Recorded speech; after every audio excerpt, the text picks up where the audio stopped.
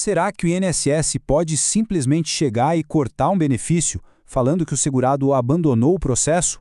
Olha, para muita gente, isso parece um beco sem saída. Mas nesta análise, a gente vai mergulhar fundo na tese jurídica que não só reverteu essa decisão, como garantiu uma vitória completa para o segurado. Olá, pessoal! Para quem ainda não me conhece, eu sou o Felipe, sou analista judiciário e trabalho diretamente com benefícios por incapacidade. E aqui a gente vai desvendar os bastidores, a estratégia por trás de um caso real, julgado na Justiça Federal, que é muito, mas muito revelador. Hoje a gente vai dissecar um caso super interessante sobre a cessação de um benefício. O que está em jogo aqui é uma falha processual que parece pequena, mas que é gigantesca. E o mais importante, a gente vai ver a estratégia exata que foi usada para desmontar a decisão do INSS e garantir o direito da pessoa. Bom, esse aqui é o nosso roteiro, tá? A gente começa com o problema, o benefício cortado, depois a gente investiga a falha na notificação, dá uma olhada no que a lei diz, entende como a decisão foi revertida e, no final, o mais importante, a gente tira lições estratégicas práticas. Vamos lá! Então vamos lá. Imagina a cena. Um segurado está recebendo auxílio-doença, está num processo de reabilitação profissional e, de repente, do nada, o benefício é cortado. A justificativa do INSS? Abandono. E para piorar, a primeira decisão na Justiça Federal vem contra ele. O jogo parecia completamente perdido. E olha a velocidade com que tudo aconteceu, é impressionante. Em outubro de 2022, o INSS solta uma exigência de documentos. Pouco mais de um mês depois, em 4 de novembro, o benefício já está suspenso. E aí, só 12 dias depois, vem o golpe final, cessado por abandono. Foi tudo muito rápido, uma sequência de atos bem severa. E aí que o nó aperta de vez. A sentença da primeira instância nem quis saber se o ato do INSS foi correto ou não. O juiz se baseou numa perícia nova que dizia que a incapacidade começou só em 2024. Como o benefício tinha sido cortado lá em 2022, a conclusão foi simples. Perdeu a qualidade de segurado. Fim da linha. Pelo menos, era o que parecia. Mas, claro, a defesa recorreu, e é aqui que a história muda completamente de rumo. A estratégia foi genial. Focar no coração de todo o processo administrativo, que é a validade da notificação. A pergunta era simples, mas destruidora. O INSS tinha como provar que o segurado realmente soube daquela exigência, que começou toda essa confusão?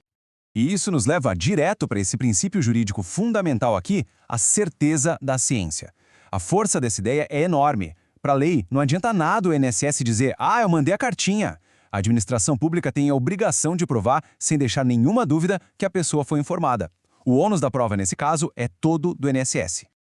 Então, o próximo passo da defesa foi muito lógico. Foi pegar a ação do INSS e confrontar com a lei. O que as próprias regras do jogo dizem sobre como uma notificação precisa ser feita para valer alguma coisa. A resposta começa na Lei do Processo Administrativo Federal, a 9.784. E ela é super clara, não deixa margem para dúvida. O artigo 26 diz que a intimação tem que ser feita por um meio que assegure a certeza da ciência. E dá exemplos. A pessoa assinar no processo, uma carta com aviso de recebimento, o famoso AR, ou qualquer outro meio que gere uma prova concreta. Não dá para presumir nada. E não é só isso. A própria norma interna do INSS, a Instrução Normativa 128, vai na mesma linha. Ela diz com todas as letras que notificações feitas do jeito errado são ineficazes. Ou seja, não valem nada. E o pulo do gato está aqui, no artigo 549. A presunção de que a pessoa soube por meio digital só vale se o segurado optou por isso. A palavra-chave é optou. E como se não bastasse, por ser um caso de reabilitação, ainda tem uma portaria mais específica, a 999. Ela deixa claro que até um contato por telefone ou aplicativo de mensagem só tem validade legal se tiver um registro claro no sistema de que a pessoa ficou ciente.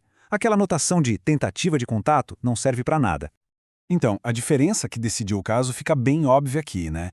De um lado, a notificação válida exige prova, um AR assinado, um registro concreto.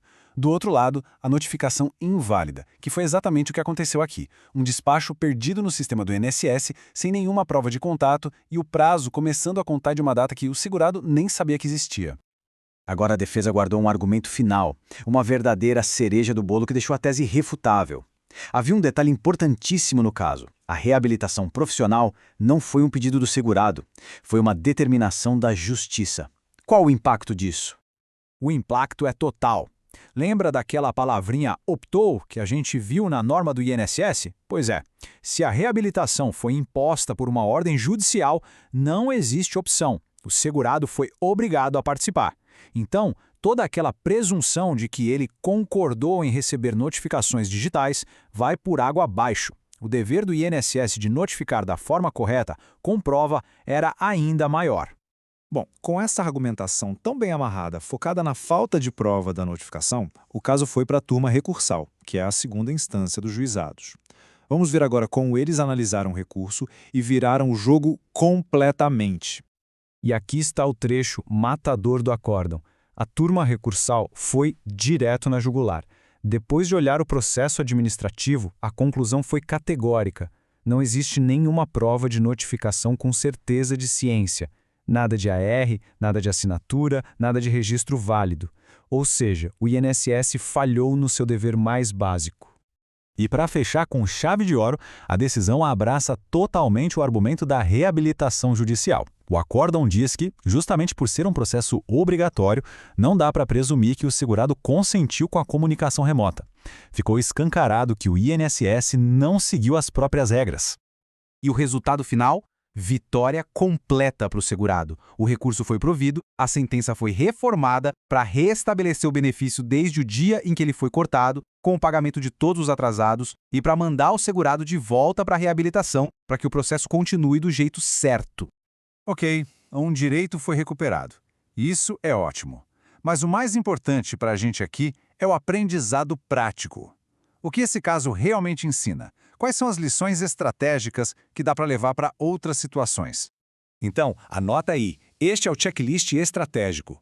Primeiro, sempre peça e analise a cópia completa do processo administrativo. Não confie em resumos. Segundo, vire um detetive e vá caçar a prova da notificação. Cadê o AR? Cadê o registro? Terceiro, coloque a ação do INSS lado a lado com as normas. E quarto, use com força a tese da certeza da ciência, porque a falta dessa prova contamina e anula tudo que veio depois. E para a gente fechar, fica aqui uma reflexão. Este caso foi salvo por uma análise cuidadosa do procedimento.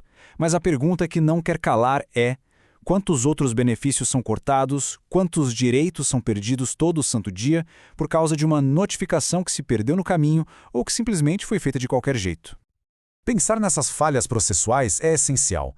Se essa análise estratégica foi útil de alguma forma, considere curtir, seguir o canal e ativar as notificações para não perder os próximos estudos de caso.